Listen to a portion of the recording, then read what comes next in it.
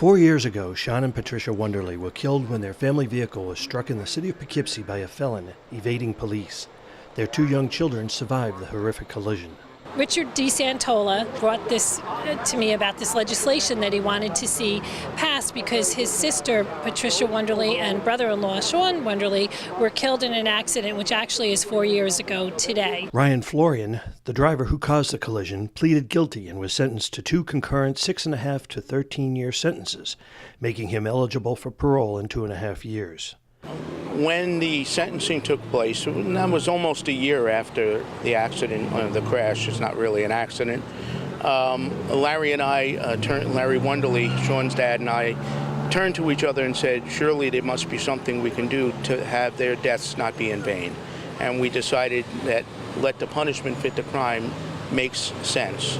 The Wonderly family does not feel justice was served in this case, and they've been working with state legislators to change the law and allow for multiple sentences to be run consecutively, allowing others in similar situations justice, and that the punishment will fit the crime. Decades ago, the New York State Legislature passed a provision that's in the penal law, which says if you commit a crime through a single act and there's multiple victims, you can be sentenced to a number of years per victim, but those years have to be served concurrently.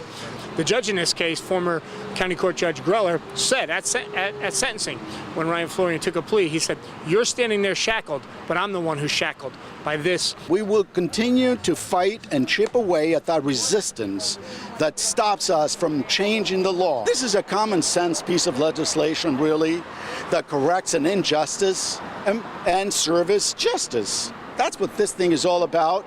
And like I said, it's just that we've been doing business the same way for so long. Somehow this is going to be a major change in code, criminal code, and so on.